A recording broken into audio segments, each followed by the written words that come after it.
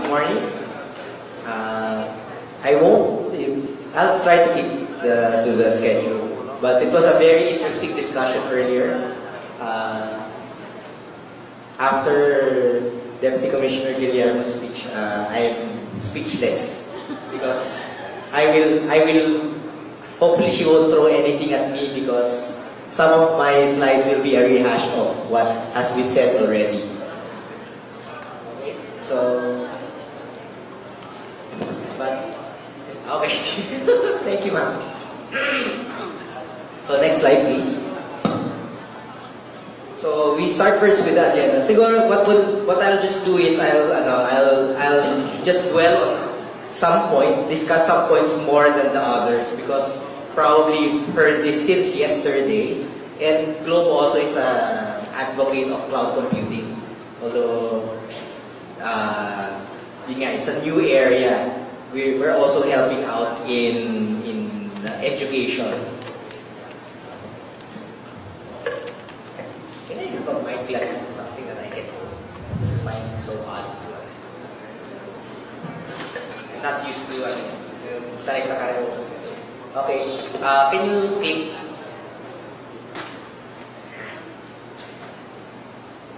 Okay, so because I've been talking to, I've been regular of CIO4 for a while. I think I've presented 2 or 3 times already in your general membership meetings. So we'll start first with the need, and then we go to the challenges to meet these needs, basically to service our constituents, to your constituents. Thank you. Hello.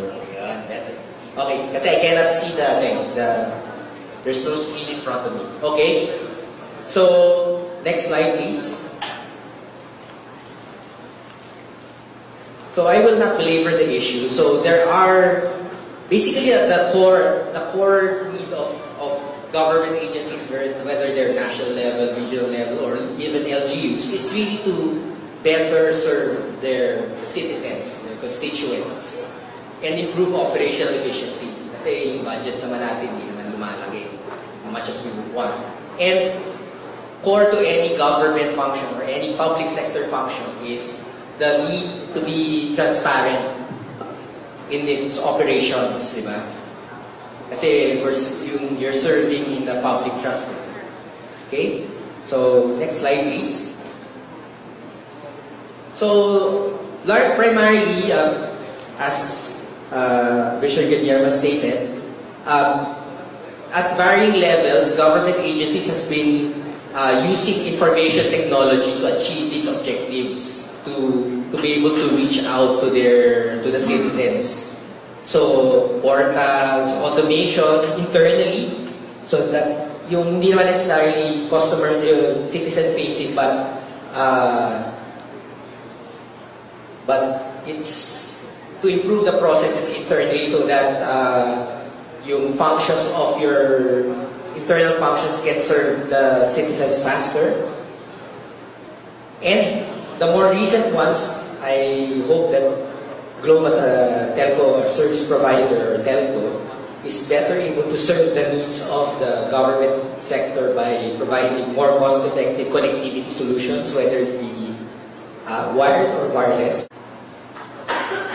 But the last bullet is particularly important for national government agencies because they're scattered in all of the regions of the Philippines. But that doesn't mean that local government units cannot, because even a city is a fairly large geographical area to cover. Okay?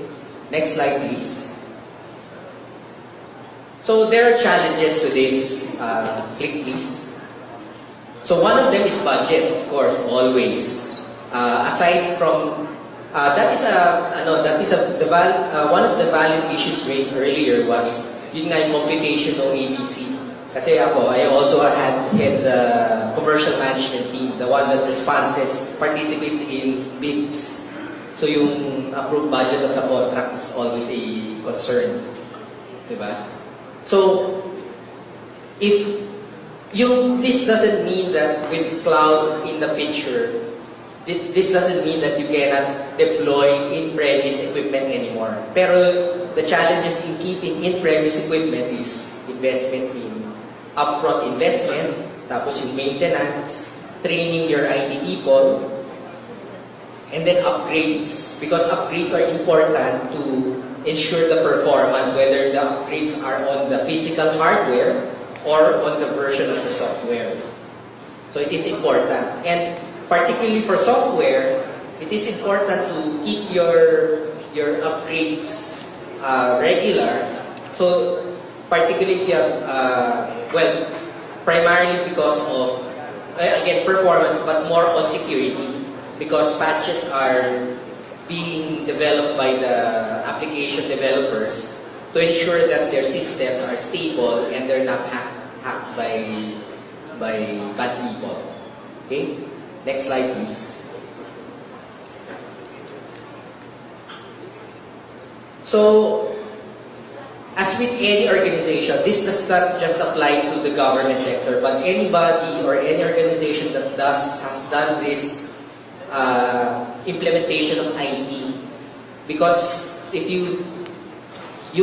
sometimes in the haste to provide these services to their customers or to your constituents, pwedeng walang plano, yung hindi orchestrated such that system A goes up, system B goes up, but they actually share some level of some information.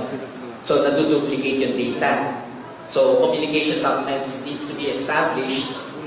And for the larger agencies, data centers are very expensive to build. And when I say data center, hindi lang po ito yung kwarto na may aircon at saka may UPS.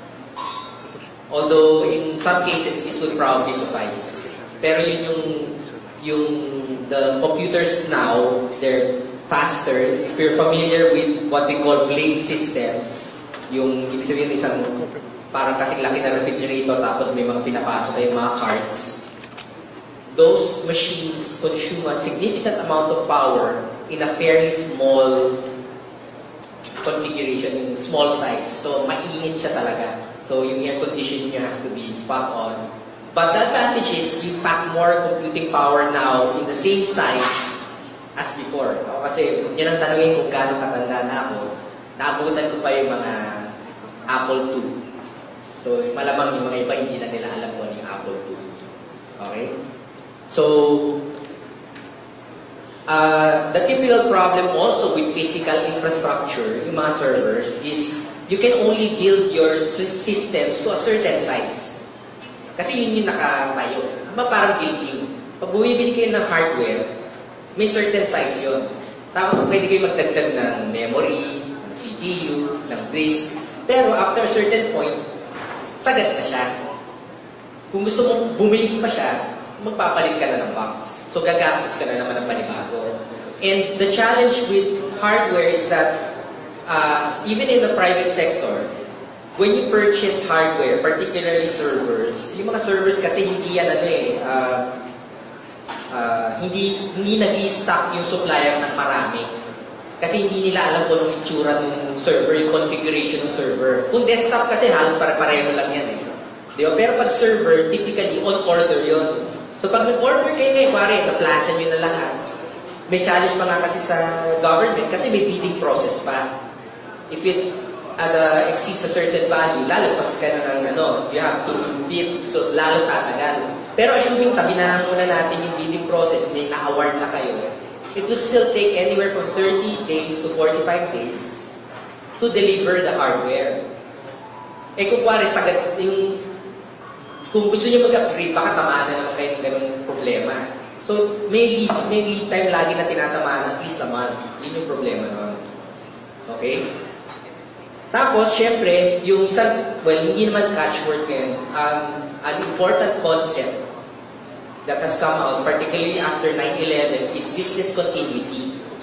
Ibig sabihin nun, kasi di ba merong, kung hindi din nakakabasa ng mga kontrata, di ba may mga nakalagay doon, mga force majeure contract clauses na mga acts of God. Yung pag ganito, kami, ligtas kami. Di ba? Yung where we have no commitment to serve you, parang ganon. Pero times are changing eh. If you don't have business continuity in place, lalo na for more critical portions of the government, hindi pwedeng wala sila na kailangan tumuloy yung function even if there's a disaster, whether it be earthquake, typhoon, or pandemic, mga illnesses.